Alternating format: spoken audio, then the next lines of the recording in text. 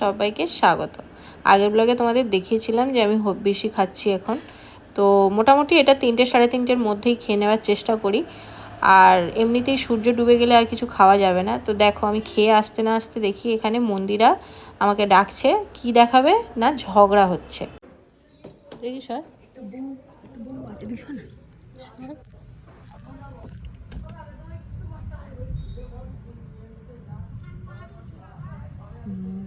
মারধর করেছে।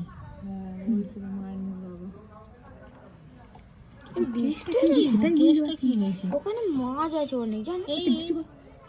কি করতে চাইছে? জানলাও খুলে দেখতে পাচ্ছি না, জানলা খোলা যাবে না।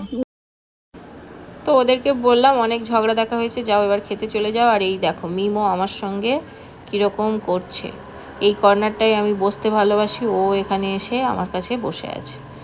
আর পুজোর সময় তো আমরা কেউ কিছু সেইভাবে করতে পারিনি।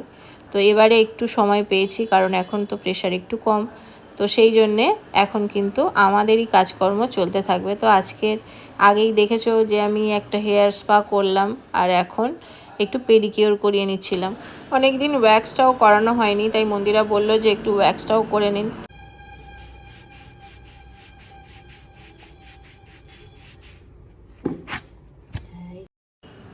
এরপর আমি চলে এসেছিলাম সন্ধে দেবো বলে, কারণ পেডিকিওরটা প্রপারভাবে করতে গেলে যে সময়টা লাগতো সেই সময়টা আমার কাছে ছিল না। সন্ধে দেওয়ার সময় হয়ে গেছিলো। তো সেই জন্য ওদেরকে বললাম আমাকে ছেড়ে দাও, যেহেতু যতটুকু হয়েছে। তো তারপরে তো আমি সন্ধে দেওয়া স্টার্ট করে দিলাম, যেহেতু সন্ধ্যাবেলা করে এখন আরতিও করছি। যদিও সকাল সন্ধে দুবার করার ইচ্ছা আছে, বাট আজকে সকালে হয়নি। তো এখন সন্ধ্যাবেলা আরতিও করব।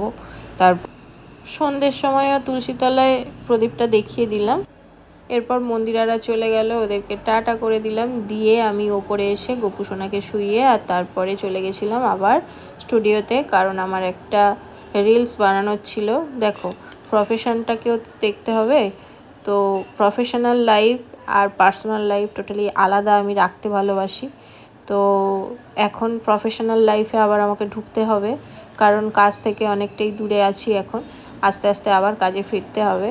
তো রিমোট বলতে পারো চাপে এইগুলো আমাকে করতে হয়। আর সত্যি একটা পেজ দাঁড় করানোর জন্য এগুলোর দরকার, বাট সবসময় আমি পেরে উঠি না।